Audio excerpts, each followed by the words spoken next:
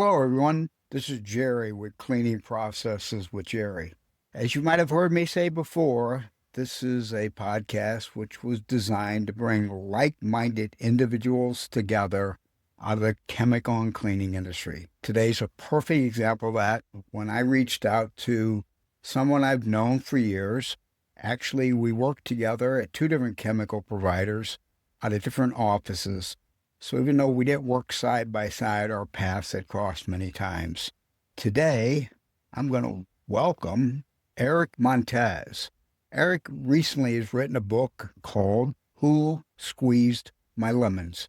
It's 100 Unfiltered Truths About Grit, Risk, and Turning Sour into Sweet in both business and life. I would consider it a book very much like Who Moved My Cheese? I have it at my desk off to the side every day. Frequently, I'll grab it, read a couple of the truths out of it, ponder, think about it, meditate, and move on. And each time I read it, I get a little bit more out of it. So it's a perfect example for anybody in this industry or any industry, in fact. More than excited for you all joining us today as I'm getting ready to invite Eric to come on. Before I do that, please let me ask you, if you like the show, please like it, please share it, comment, and at the end of the show, I will have all the different particulars, how to reach out to Eric, how to get the book through Amazon. He's also have a website and such. All of that will be in the show notes, and stay tuned as we bring Eric in. Eric, thanks for joining me today. How you doing? I'm doing great. Thank you, Jerry. So you're in Texas. You've always lived in Texas, correct? I've lived in Texas now 17 years. So really almost as long as I lived in Florida where I was born. I was born in Orlando. Okay, because you were in Florida when we worked years ago. Hey, by the way, congrats on your 4 years of podcasts. Thank you very much. It's been a great hobby. I'm actually trying to ramp it up. Yeah, I saw that. I was like, wow, I thought writing a book and publishing a book was hard. I bet podcast is pretty hard as well. It's a challenge. I was told that all I needed was an iPhone. That's not true. You need a whole lot more with the editing and stuff, but you have to have a passion for it. You have to enjoy it. I will tell you that the technology has made it easier because now with AI can help edit and stuff like that. But don't congratulate me. I'm congratulating you. I've always wanted to talk to you, but now that you've got a book out, tell me how the book is going. Yeah, so I published it about 6 weeks ago, and they say writing a book is one of the harder things you can do, simply because there's just probably 40 or 50 million books out there, and they're different creatures. They just don't market themselves. You have to go out and market it. If you don't have a publisher, I published it independently. So I didn't go through traditional publishing, which nowadays you really don't have to anymore because Right. you can go through directly through Amazon and promote it on the different social sites, which I've been doing vigorously. And so it's been a great launch so far. Who did you have guidance through that process in the very beginning? Because everybody has a book in them. Everybody wants to write a book. You talk to people, everybody says they want to write a book. Most don't do it, and even more don't even publish one. If they do write it, and if they finish it, they don't publish it because they just get intimidated by the whole process. I looked at some of the most successful business books out there when I was doing this. Good to Great, Who Moved My Cheese, which was the inspiration for my title, but Think and Grow Rich Dad Poor Dad. I looked at all these books and I'm like, man, they're selling 30, 40, 50 million copies. What made them successful? And did a little bit of research around it. And it wasn't anything really special. They had a great story. They had authenticity in their writing. And I wanted to mirror that. You don't have to go far to look for success and mirror that and piggyback off of what they've done, and which is what I've tried to do for Who Squeezed My Lemons. It's an easy read. I read a lot of books. I don't finish a lot of books. Sometimes it just goes a little too deep where, you don't stay with it. But your book, I stayed with it. I read it in 2 days. I go back to it many times because I have it on my desk, and it is just Who Moved the Cheese. It makes you think about different things. And were you marketing it for one certain audience? I tried to tailor it for 2026 short attention spans. You take Who Moved My Cheese, which is a great book, and it had parables in it. You had to translate what was going on. I wanted to make it similar, but tailored to our day and age where people's attention spans are really short. I don't think people are interested in long novels anymore, particularly in the nonfiction space. The fiction is a little bit different. I think people want to get right down to it. It's like the short form video of books is the way I try to describe Who Squeezed My Lemons. And it's 100 unfiltered truths that all have a story behind each of the truths. So it's very authentic. There's no AI infused in it. Right now, you have a lot of that going on. It seems like you don't know what's fake. You don't know what's real anymore when you're looking at social. You've seen it on LinkedIn and you've probably seen it on X, right? I You can tag what's an AI post and what's not. And I really wanted to make this book authentic in the sense that you can go to it, you can go back to it and go back to it. And it's really easy reading and it's different. And that was intentional, creating content with a podcast. This is my first time doing a book. And I didn't realize how vulnerable it is to publish content. And so I have a newfound respect for artists in terms of like musicians or actors or podcasters or authors, because you really do put yourself out there in a very vulnerable way because not everybody's going to like it.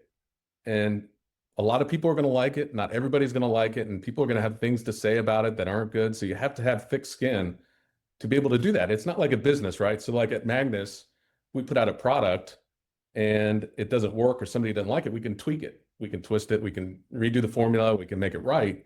But once the book's out there, it's out there. Once your podcasts are out there, they're out there. And so there's a certain vulnerability to that to me that I didn't anticipate when I was writing the book. It's interesting you bring all this up because my son is an artist because he's a musician. He teaches music, plays in a band, has a degree. Everything in his life has been around that. And by me doing the podcast has made me appreciate what he has to go through a whole lot more. I couldn't play a note. I actually own a guitar and I can't do it. I just can't do it. But it's made me appreciate what my son has been able to do on a different level of thinking. Let's be honest, we've been selling chemicals most of our life. If somebody doesn't like blue, we can give them a pink cotton pan. There's a reason for each. But when you're out here and doing different things where it makes you think at a different level, it really makes you appreciate other people who do the same. And that's probably why I jumped at trying to get you, because I've always thought about writing a book. I've started a couple or whatever, but they're more technical and stuff like that. But I admire you for doing this, and it's a great book. Thank you very much. The interesting thing is, too, I didn't tell anybody about it, not even my family. Right. I didn't know until the last minute. I was doing this kind of, and one of the truths in there is similar to that, where just do it, don't talk about it, and let the results speak for themselves. And I was doing some background work and different things to put my ideas in place. One of those was, and this is an interesting story, I was on a flight from Miami to Dallas late last year, and I had never told this story publicly before. You may have seen it on LinkedIn or you may not have, but it was regarding a bad boss. I did see that. Yeah. And I got the idea to do this on this flight. It dawned on me. I said, I need to tell this story. And the right platform to do it on was LinkedIn. And during that flight, literally, this is the truth. I wrote that entire, I think it was like 500 words on that flight and hit publish when I walked off that plane. And I was like, I don't know how this is going to go. I think people need to hear it. It's an interesting kind of story, I thought, but everybody has a story, right? That's a mantra I go by is we all have a story. We get old, nobody listens to us, and then we die. And so I wanted to try to figure out a way to memorialize some of these things that we've gone through, that you've gone through. And so after I hit publish, I was like, okay, because I've never been a big content creator on LinkedIn or X, didn't have many followers. I think I have 1,000 followers now still, just because I haven't really engaged much on a creation side. I've consumed a lot, but didn't create a lot. And so when I hit publish on this post, it went viral. It got like 1 million views. And I had people DMing me saying, hey, what's the story behind the story? What happened before? What happened after?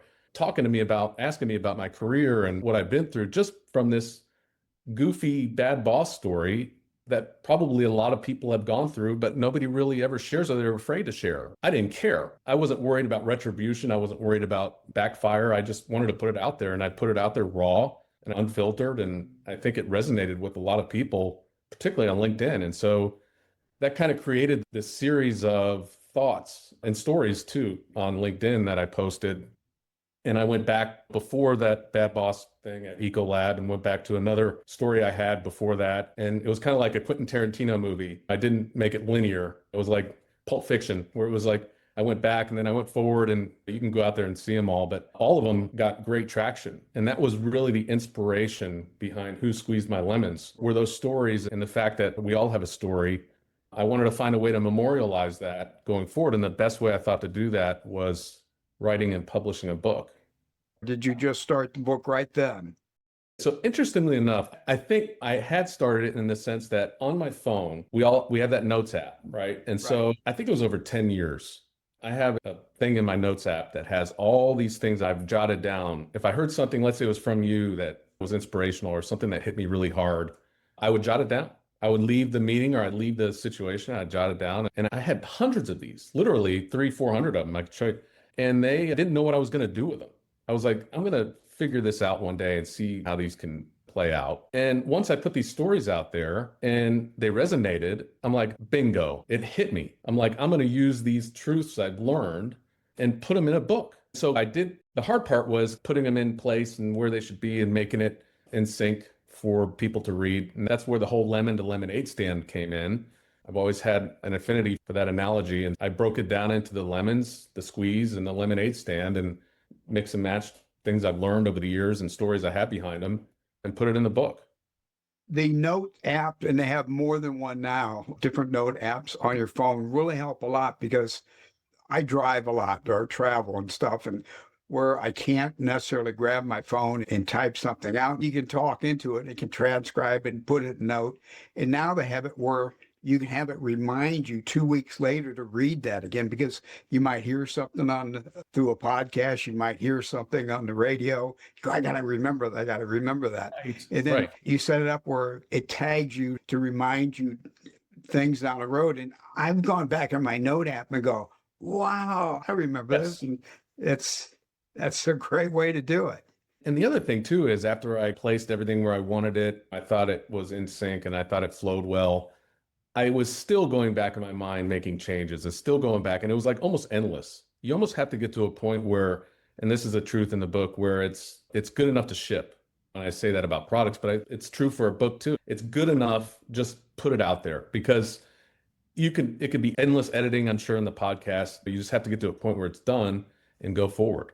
Well, Yeah. every time I go, this is enough. That's enough. And Push the button. I have truth number 2, which is perfection hides pain. And that was supposed to be truth number 1 in the book. Okay. It was provocative. It was controversial. You can take it literally or figuratively. So I wanted that to be the first bang in the book. And this is a true story. I was with a friend of mine here in Dallas. And just like I was talking about jotting down things that I hear, he had said something. I think we were having a beer at one of the local burger joints. And he had said, trust is earned because people deal with a lot of spam all day long. And I thought that was pretty cool. And so I said, everything that we do in life is built on trust. And I'm like, that has to be the first truth. And so that first truth that I put in there was something that came out on the very last minute before I was going to get the first proof copy. So I made the change. I think 24 hours later, we submitted it. Is that your favorite one then, being number 1?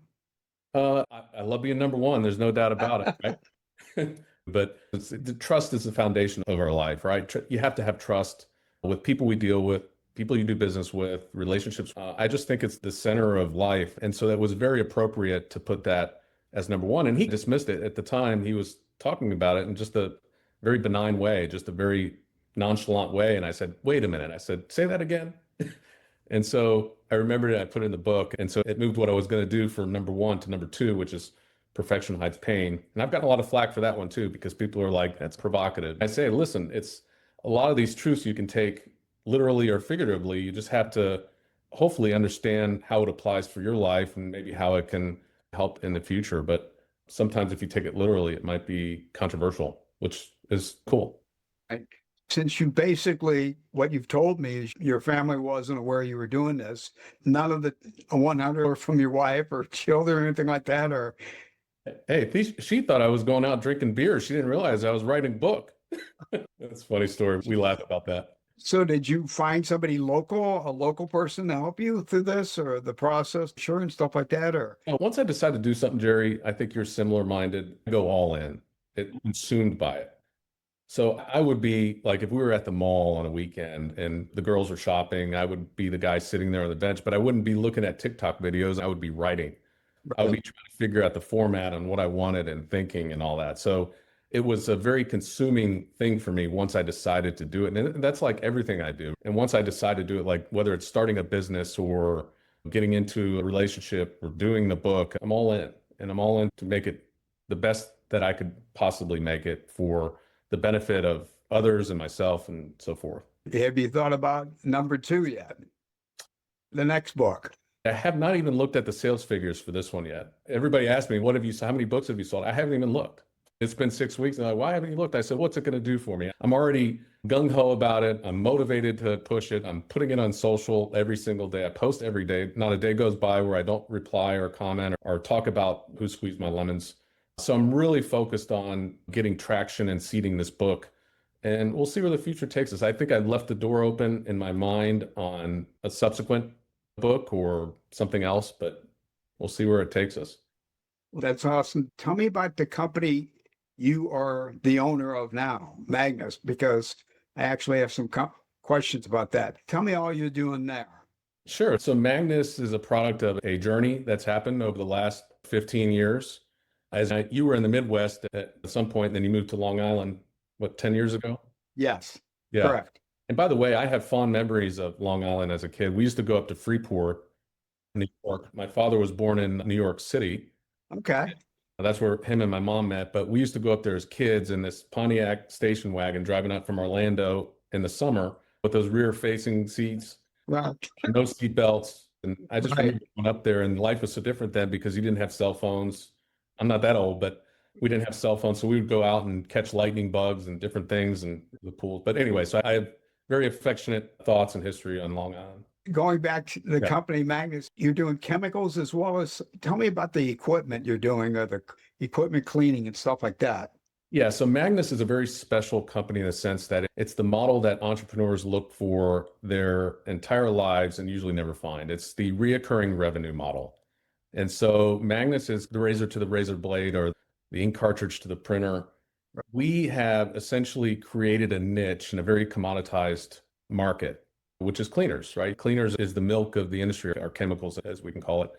It's a very commoditized marketplace. And so what we've managed to do in competing with people who have been around a long time, like the Ecolab and Procter and Gamble, and that is very difficult to do. But if you can carve out a niche, which is what we've done in Magnus, you can be very successful and you can scale it in a big way.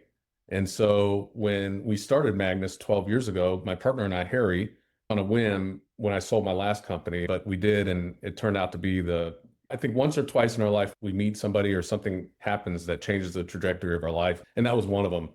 His name is Harry, and he was basically the visionary of Magnus. And he didn't have the chemical background, but he had the equipment background and he had some other companies.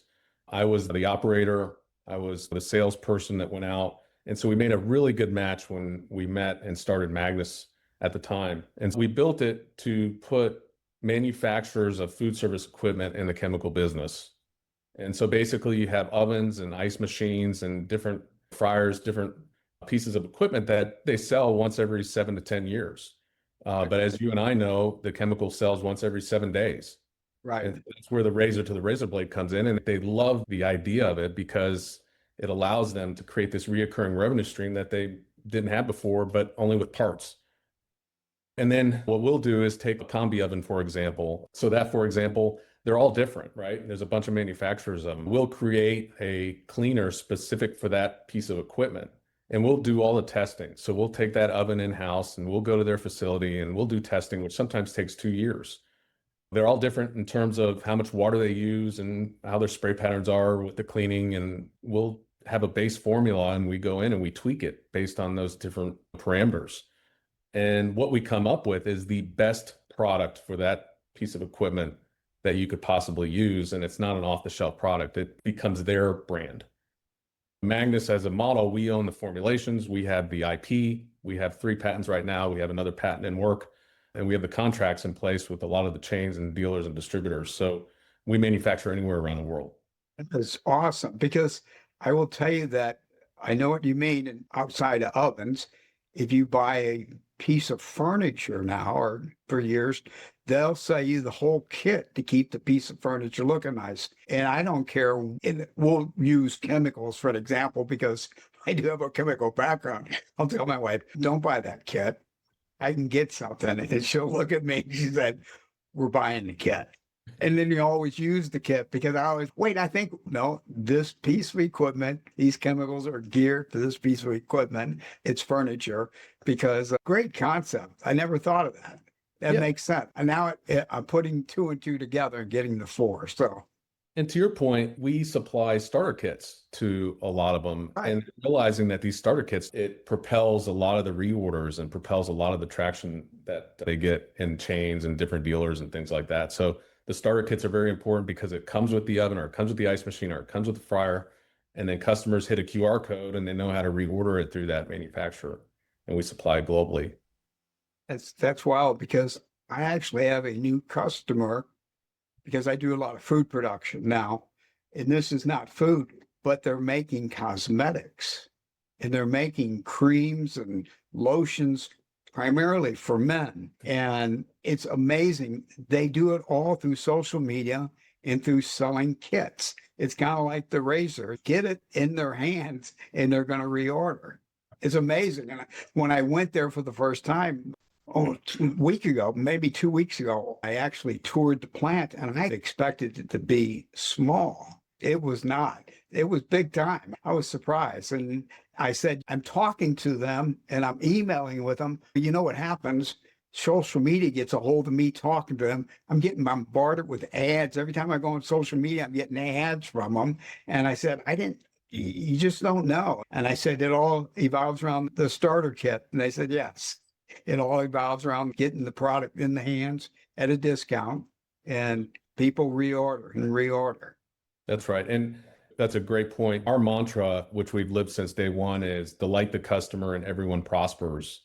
It's on the wall in our building here in Texas for everybody to see. We have a great team that lives by that mantra day in and day out. We truly strive to delight all of our customers, all of our vendor partners, anybody who comes in contact with our company gets that kind of service. And so it's really important because once our customers go through this testing process I was talking about and gets a product that they want, they don't do it again. They don't want to do it again because it takes so long. It's a 2-year sales cycle sometimes or testing cycle.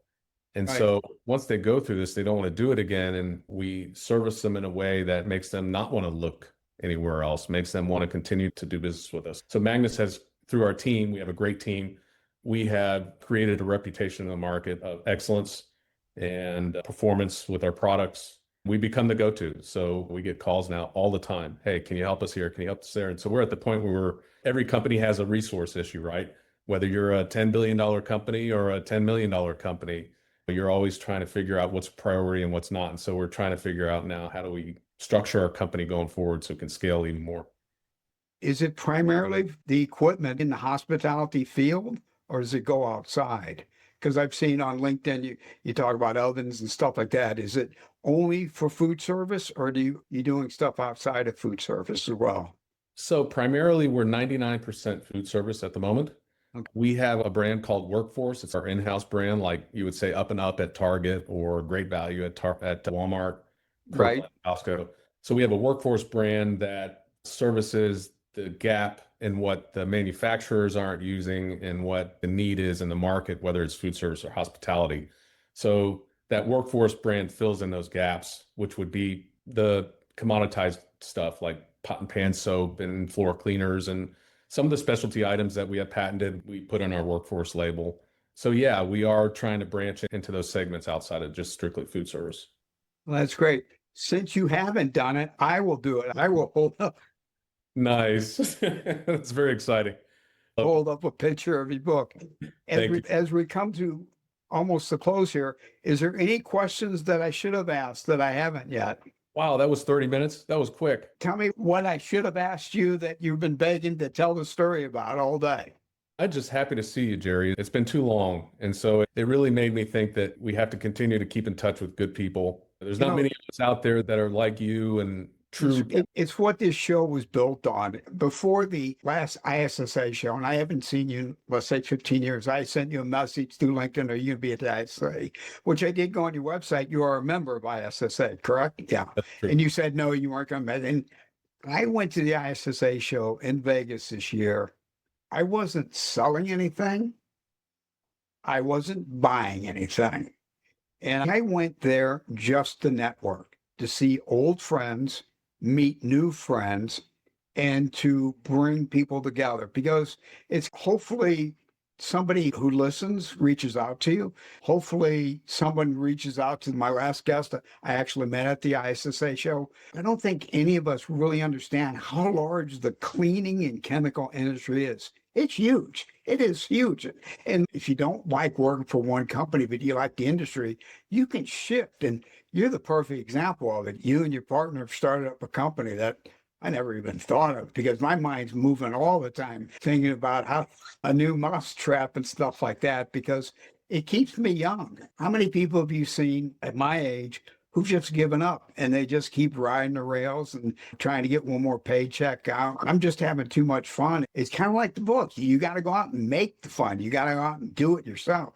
You can't sit back and wait for someone else to do it for you.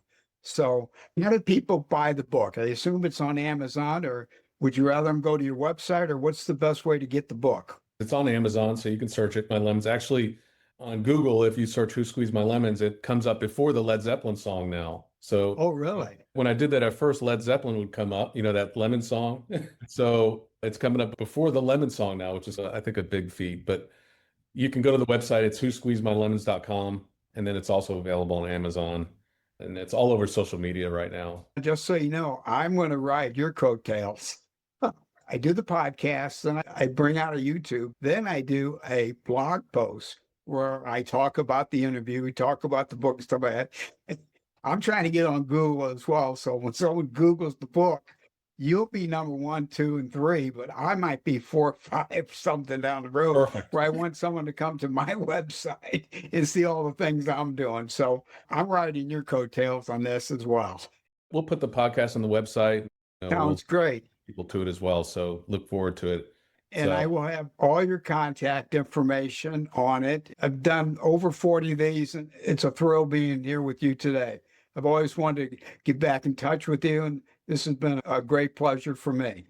Likewise, Jerry. You're a good man. Stay well. Okay. Bye-bye. I'll be in touch. Take care. Bye. What a conversation between Jerry Bauer and Eric Montes today. Two industry veterans who spent careers selling chemicals, both now building something bigger on their own terms. That's exactly what this show is about. Go grab Eric's book, Who Squeezed My Lemons, on Amazon, or head to whosqueezedmylemons.com. The link is in the show notes. It's a fast read, and you'll go back to it more than once. And if this is your first time listening, head over to hospitalitycleaning101.com. That's Jerry's home base for the blog, resources, and everything built for people in food service, hospitality, and the cleaning and sanitation world. If you got something out of today's episode, do Jerry a favor. Leave a review, hit subscribe, and pass it along to someone in the industry. That's how this show keeps growing. This has been Cleaning Processes with Jerry. We'll see you next time.